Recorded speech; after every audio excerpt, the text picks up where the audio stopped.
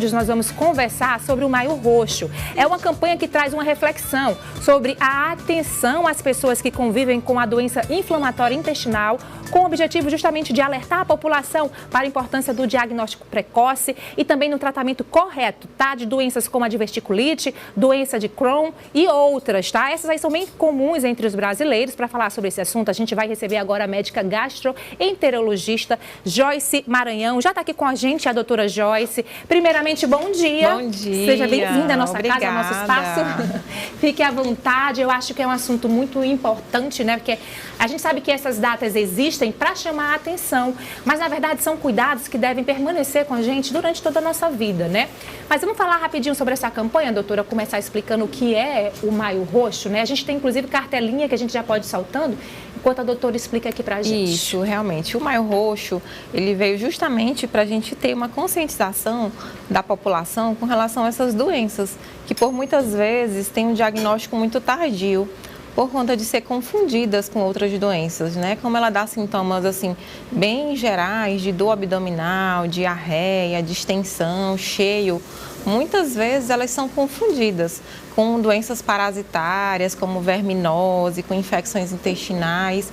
E aí esses pacientes, eles passam muito tempo para ter o diagnóstico e acabam tendo um diagnóstico tardio e às vezes agravando muito a doença. Eu acho que outro problema nosso brasileiro tem a mania de se automedicar, né? Todo mundo adora tomar um remedinho, tem lá dentro de casa, tem e aí uma tem um sintoma, toma um medicamento e acaba cobertando, né? Justo. E achando que é outra coisa que passou. Aí melhora um pouquinho, aí vai postergando, né? Então esse Maio Roxo veio justamente para a gente conscientizar a população de que quando esses sintomas são mais persistentes, é importante procurar um auxílio médico para a gente estar investigando. Porque dentre esses sintomas de diarreia, pode ser uma doença inflamatória intestinal. Tá. É uma doença que pode ser grave. Tá certo, doutora. E quais são os tipos mais comuns, né? Eu citei aqui duas no começo, né? A gente tem a cartela também? Coloca a cartelinha As duas na mais grande comuns pra gente. São Pois não. a retocolite ulcerativa ou colite ulcerativa, que é uma doença inflamatória, onde o organismo da gente ele tende a inflamar o próprio intestino. Então, ele inflama o intestino grosso, né? Ela acomete mais o intestino grosso e o reto.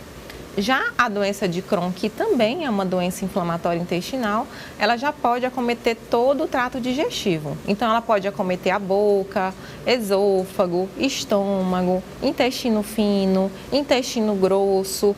Então, ela acomete todo o intestino também dessa forma inflamatória e ela pode agravar um pouquinho mais, mas as duas podem variar do leve ao grave. Existe também, doutor, o que a gente chama de síndrome do intestino irritado, né? Irritável, né? Isso. Que na verdade não pode nem ser considerada uma doença. É difícil também de fazer o diagnóstico. E a gente tem também cartelinha falando um pouquinho sobre isso e de que forma, né, esse intestino fica, né, no nosso organismo, né? Quando tem essa síndrome, a gente pode mostrar também enquanto a senhora explica. Justo. Aqui na cartelinha que está mostrando agora, né, pra gente, está mostrando ainda as doenças inflamatórias, Sim. né? Que é a doença de Crohn e a retocolite ulcerativa, certo. Que é os locais de acometimento, né? Como a gente estava explicando, que a retocolite ulcerativa, ela acomete intestino grosso. Então, ali mostrando no local que está mais vermelhinho, que é o local que está acometido, que é o intestino grosso na retocolite, e a doença de Crohn, que ela pode acometer todo o intestino e ela, às vezes, ela dá alterações maiores porque ela pode estreitar o intestino, mostrando aquela areazinha que está estreitando, e pode também formar fístulas, que é tipo um pertuitozinho que vai formando do intestino, perfurar o intestino é um pouco mais grave nesses casos. Já a síndrome do intestino irritável, ela já é uma síndrome que a gente considera de exclusão, ou seja, ela não vai dar alteração nos exames laboratoriais, nos exames de imagem. A gente só pode dar diagnóstico da síndrome do intestino irritável quando a gente exclui as doenças orgânicas. Então, o primeiro critério dela é a gente excluir outras doenças, porque ela é uma doença mais relacionada a alterações relacionadas à ansiedade, estresse, e ela dá sintomas muito parecidos com as doenças inflamatórias intestinais. Então, ela vai dar distensão, ela vai dar dor abdominal, ela pode dar diarreia, ela pode dar constipação. Então, ela dá sintomas semelhantes, mas que não afetam o intestino da forma que as doenças inflamatórias intestinais afetam. Tá certo, doutora, é um assunto muito complexo, né? Mas na verdade a gente quer chamar a atenção que muitas vezes, como falou a doutora Joyce, você tem esses sintomas e acha que é outro problema, acha que foi só um alimento que você comeu.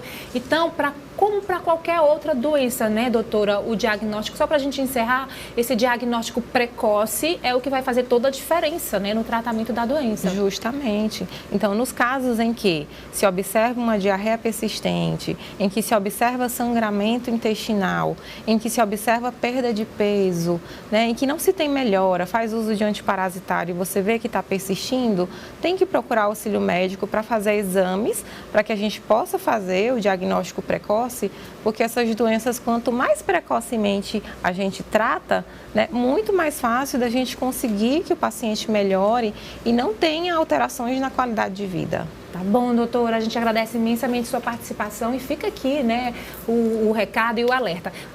O mês de maio serve para chamar a atenção, mas a gente tem que ter cuidado com a nossa vida, nossa saúde sempre, né, doutora? Com certeza. Muitíssimo obrigada. Deixa eu pegar aqui na sua mão para pegar a energia positiva. Obrigada, tá? Foi um prazer receber. Igualmente.